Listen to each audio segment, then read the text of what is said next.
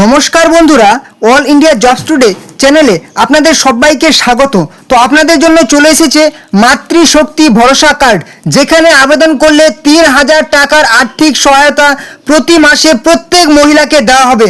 আর এই মাতৃশক্তি ভরসা কার্ডে আবেদন করলে কিন্তু আপনি অন্নপূর্ণা ভাণ্ডারের তরফ থেকে পেয়ে যাবেন প্রত্যেক মাসে ৩,০০০ টাকা।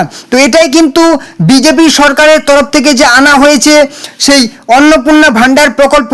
অন্নপূর্ণা ভাণ্ডার প্রকল্পের জন্য এটাই কিন্তু সেই ফর্ম ফিল আপের আবেদনপত্র, যেটাকে বলা হচ্ছে মাতৃশক্তি ভরসা কার্ড।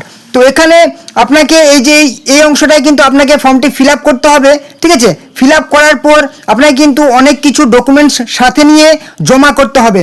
এবং যদি আমাদের বিজেপি সরকার, পশ্চিমবঙ্গে বিজেপি সরকার ক্ষমতায় আসেন, তাহলে কিন্তু ৭৫ লক্ষ মহিলা হবেন লাখপতি দিদি, ঠিক আছে।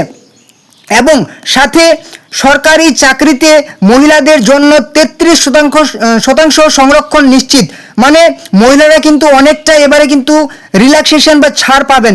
এবারে বলেছে রাজ্যের সব সরকারি বাসে মহিলাদের যাতায়াত সম্পূর্ণ বিনামূল্যে। অর্থাৎ আপনি যদি বাসে চেপে কোথাও যান, তাহলে কিন্তু সরকারি বাসে যদি আপনি যান, তাহলে কিন্তু আপনার কোনো পয়সা লাগবে না। আপনি যতবারই যান, ঠিক আছে, আপনার ১ টাকায় মানে বিনামূল্যে আপনি কিন্তু যাতায়াত করতে পারবেন।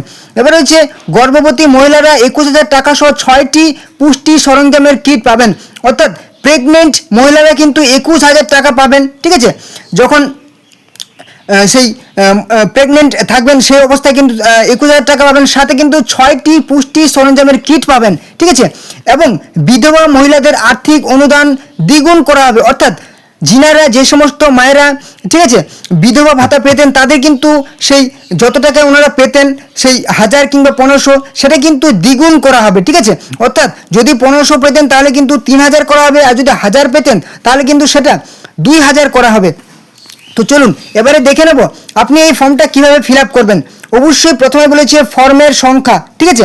এখানে আপনাকে কিছু করতে হবে না। চলে আসুন প্রথমে তারিখ। এখানে কিন্তু আপনি তারিখটা লিখে দেবেন, মানে যে তারিখে ফর্মটি ফিল আপ করছেন। এখানে বলেছে নাম, যার জন্য আবেদন করছেন তার নাম এখানে লিখে দেবেন, ঠিক আছে। এবারে বলেছে মোবাইল নাম্বার, যে মোবাইল নাম্বারটা আপনার ব্যাংকের সাথে যুক্ত আছে, ব্যাংকের পাসবইয়ের সাথে এবং আধার কার্ডের সঙ্গে সেই মোবাইল নাম্বারটা এখানে বসিয়ে দেবেন। এবং এখানে বলেছে ঠিকানা, এখানে আপনার ঠিকানা লিখতে হবে।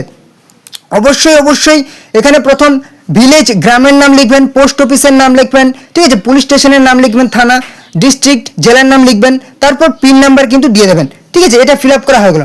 এবারে এই ফর্মের সাথে আপনি কি কি ডকুমেন্টস দেবেন।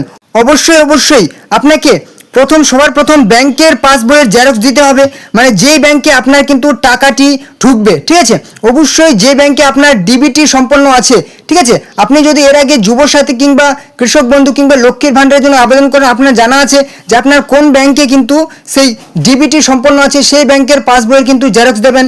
সাথে আপনার আধার কার্ডের জেরক্স দেবেন, ভোটার কার্ডের জেরক্স দেবেন, পাসপোর্ট সাইজের ফটো দেবেন, ঠিক আছে, রিসেন্ট পাসপোর্ট সাইজের ফটো দেবেন। এবারে আধার কার্ড এবং ভোটার কার্ডের কিন্তু জেরক্স দেবেন, অবশ্যই সেলফ অ্যাটেস্টেড করে দেবেন। বেশ, এই সমস্ত ডকুমেন্টসগুলি নিয়ে এই ফর্মটা কিন্তু আপনি অবশ্যই জমা দেবেন এবং অবশ্যই ফিল আপ করবেন, ঠিক আছে। এছাড়াও যদি কোনো রকম প্রশ্ন থাকে কমেন্টে জানাবেন, ঠিক আছে। ভিডিওটি ভালো লাগলে লাইক করবেন, কমেন্ট করবেন এবং বন্ধুদের সাথে শেয়ার করে দেবেন এবং চ্যানেটিকে সাবস্ক্রাইব করে দেবেন। তো চলুন দেখা হবে নেক্সট ধামাকাদার আপডেটের সাথে।